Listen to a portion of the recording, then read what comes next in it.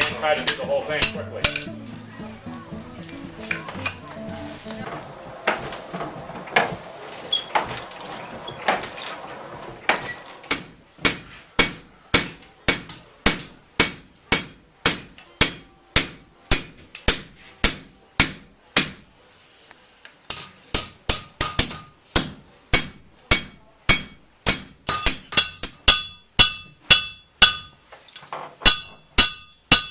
When I'm doing this, if you look right where the cutting line is, you can see that coming up through. See how it's getting dark right where I'm starting to cut. See where it's red on this side, red, and then black right in the middle?